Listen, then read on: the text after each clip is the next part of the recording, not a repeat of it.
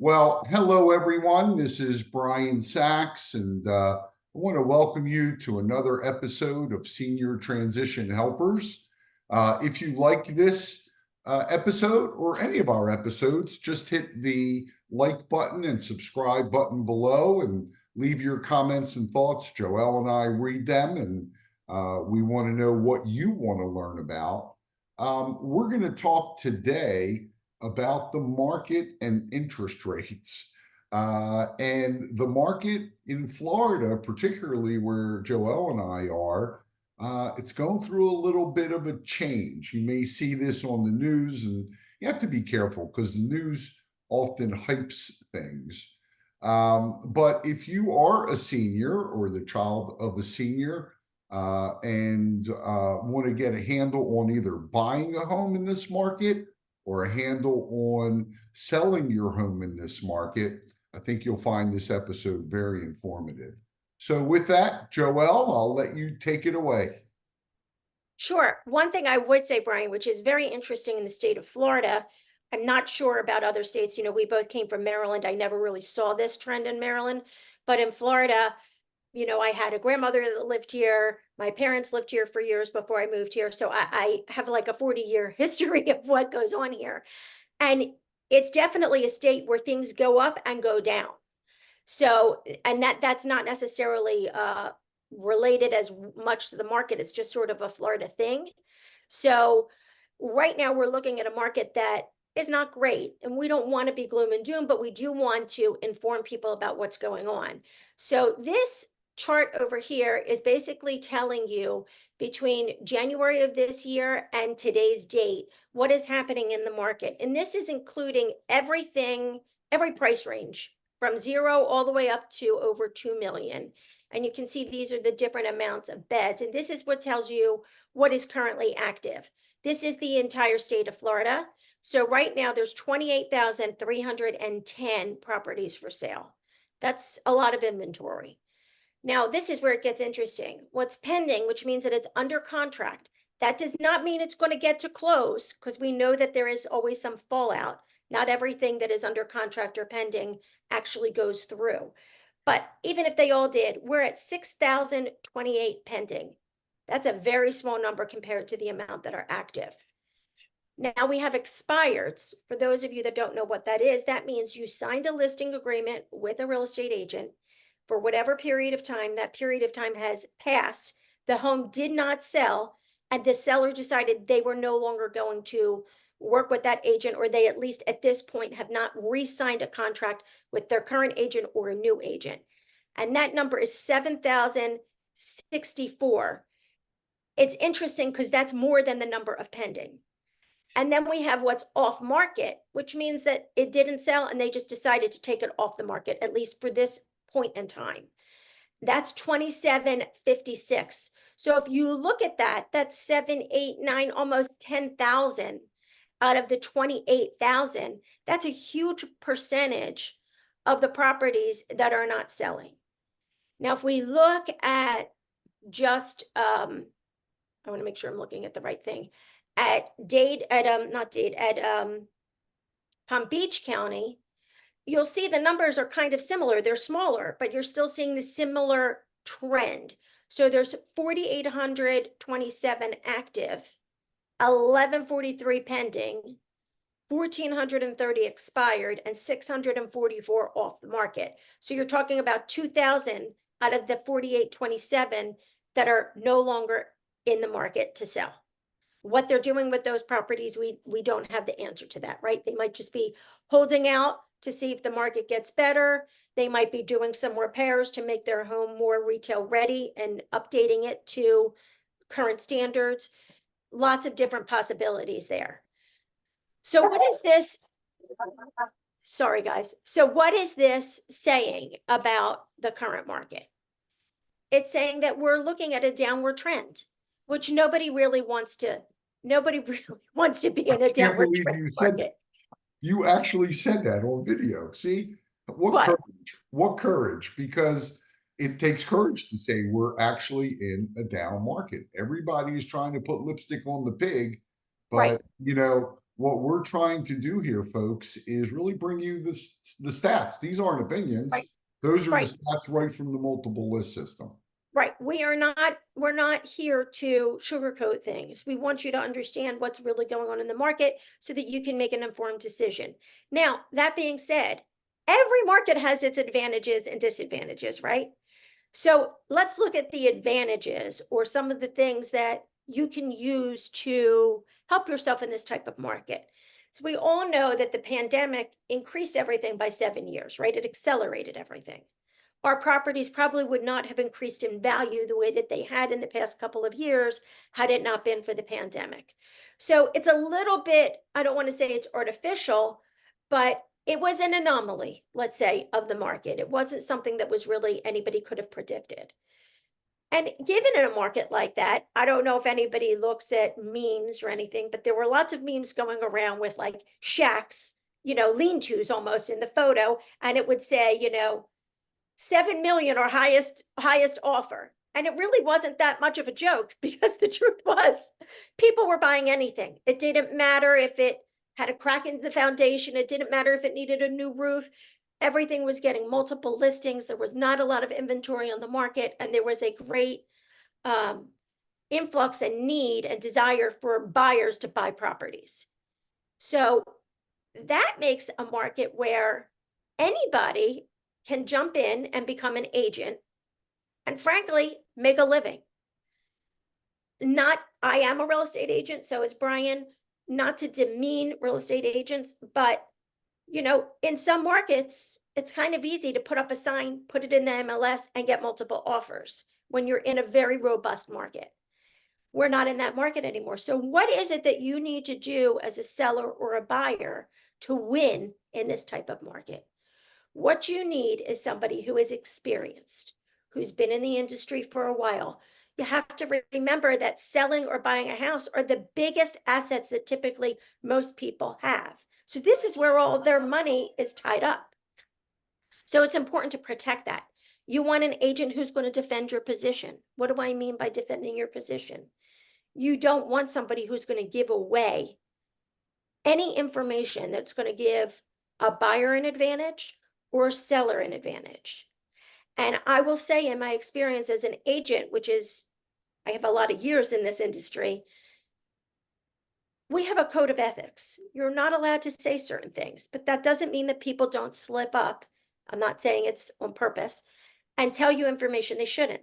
So as an agent working with a buyer, I always call the listing agent and ask, what would the seller take? Is the seller in a rush to get out? What are the circumstances? If they give me that information, that gives me an advantage to my buyer. If you're a listing agent and you have a listing and a buyer's agent calls and they ask you some of these questions, if you give away that information, you are giving an advantage to the buyer. So you really want to make sure that you have an agent that can hold their position, that isn't going to cave to questions, that's going to have the right response to somebody that may ask some of these questions that would put your buyer or seller at a disadvantage. There is nothing wrong with saying, I'm sorry, that's information that I cannot give out. It's information that's private. I can't divulge that information. So these are very important things because some people just don't know how or are afraid to hold the line. And it's very important to hold the line. You want somebody who understands strategy for selling. What is strategy for selling? Well, if we were in a market where you could basically put up anything with iPhone photos that sometimes are crooked or upside down or don't really have good lighting so you can see what the property really looks like, then it doesn't matter in a market like that. But if you are in a down market, you want to have excellent photographs. We are in a now society. People are looking online. If they don't like the photos, they're not coming to your house. It's very important to take care of that. Staging. You want to make sure that your house doesn't look cluttered, that your house looks like somebody can envision their furniture in that property. If your home is empty and you've already moved, you want to do something to make it look like, what is this room for? Where can I put my sofa? How would my bedrooms that fit in here. So there are techniques and tools that experienced agents can use to what we call staging. It's I'm lacking on the word, virtual staging, so that somebody can envision, because people don't really have an imagination. So it's important to show them what the property would look like so they can say, oh, my sectional will fit in there. That looks like a good property for me. You want to make sure that you have somebody who is not going to give away your position as far as price, right? So as an agent, this is sort of a little bit of a commission discussion. It's a broad one. Whatever the commission is that your listing agent wants to seek, sometimes sellers want to pay less, which I completely understand. But when you pay less, it's sort of you get what you pay for, right? So if there are all these things that the agent has in their list that they do, the staging, maybe you need painting, maybe you need professional photos, maybe you need to be advertised not just in the state of Florida, but in other states where people come to Florida, such as New York, Philadelphia, Maryland, California. If they're not advertising to those people, you're not going to be getting the traffic that you want to get. And the name of the game is getting eyeballs on your property and traffic to your property. Yeah, So Joel, those are, yes. I want to jump in. I'm sorry to interrupt you, but No, I'm please. gonna forget. Go I'm ahead. gonna say three things. Number one, in the last 3 years, candidly, you could have used a flat rate, 1% agent, Mr. Lister kind of situation. The truth is, you put it on MLS, the household, everybody was happy. And maybe some of you listening had friends or family that did that, and that was fine, candidly. Right, Okay. Because everybody was offering more than list price, and you really need to rethink that if you think that that's the strategy now, where home prices are actually sagging a little bit, right, and days on the market are going up. This is a market that's not really for training wheels. Okay, correct, it's a market where you really need a seasoned person. But I'm going to correct, share with you something Joelle and I have discovered that works like literally like magic. Okay. As we're recording this, we're in a market of rates in the mid sevens, 7.5. Let's just call it 7.5.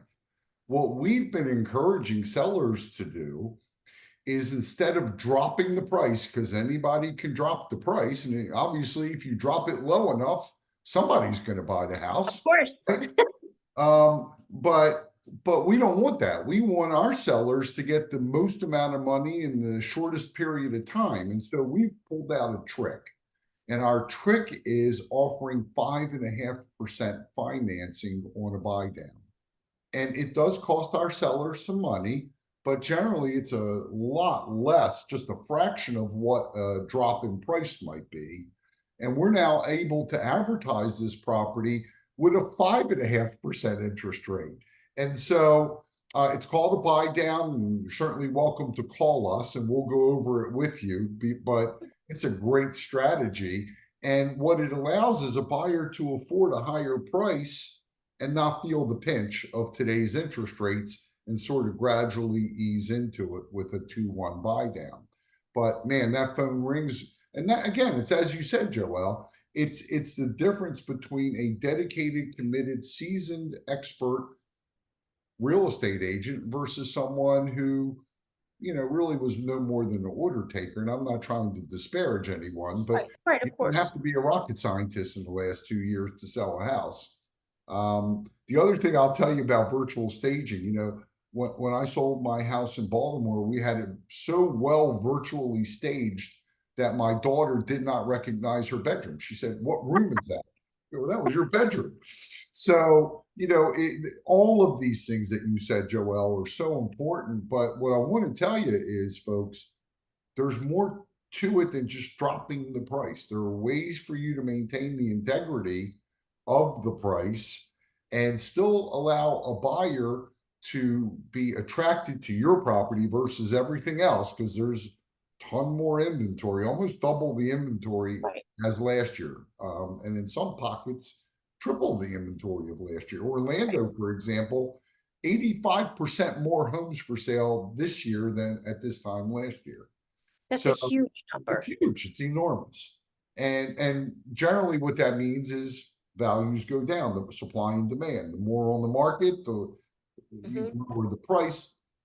So, I think this market update's exactly what we wanted to impart to you, just so you're knowledgeable, as Joel said. Knowledge is power. So I'm sorry, I didn't mean to interrupt, No, Joel. no, not at all. That was an excellent point. And Brian, for our audience, people sometimes they know that a lower interest rate is better than a higher interest rate. But can you tell them on, let's say, a $400,000 house, the difference between 7.5% and 5.5% in their mortgage payment about? This is not, About $300-400.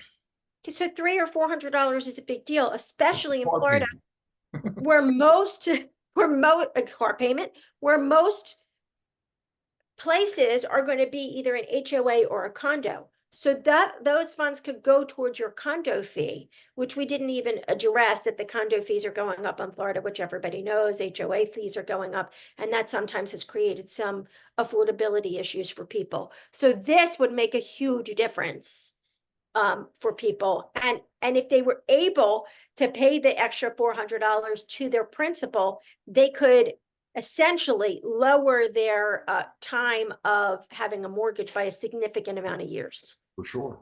For sure. Yeah. So this is an excellent option for people. And we really just want to let people know, you know, I'm going to bring up the lawsuit because everybody knows about it and everybody's talking about it. And they think this is going to be a great boon for sellers because they don't have to, in their minds, they don't have to pay a real estate agent's commission. But the reality is that that may not necessarily be the case. That's another strategy. If there are two homes that are exactly the same or in the same neighborhood and quite similar, if one is not offering a buyer agent commission and one is, the one that's offering a buyer agent commission is going to sell faster than the one that doesn't. And that's a very important fact, really, for people to understand. It's all well and good that you don't have to, you've never had to offer a buyer agent commission, but you have to think about the buyer side and whether or not they can afford to pay a commission to a buyer's agent. And if they can't, then that house is probably not going to be one that people are going to look at. So that's another strategy. Yeah. So I think this one pretty jam-packed. Yes. I would tell you all once again, if you like our information, please hit the like button. If you can hit that bell and subscribe, if it's on YouTube, that would be great. We are always trying to bring you great information, and leave your thoughts and comments. Really, this is a community, and we want to know what issues and challenges you may be facing, and we're happy to address them. Joelle and I have vast knowledge of our own. We have lived Joelle is living the senior, taking care of being the caretaker. I had that in my decade as well, of taking care of my parents who were gone, unfortunately. In fact, Joelle was saying Sunday would have been my mother's 103rd birthday. Oh, wow. Yeah, in any case. Um, but yeah, we want to bring you information, anything related to, really a senior or taking care of a senior, being in the middle, sort of, actually, right?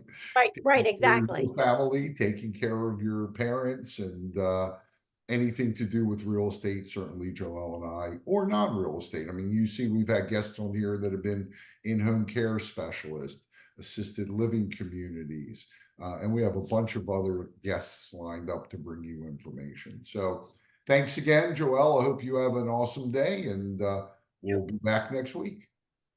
Bye.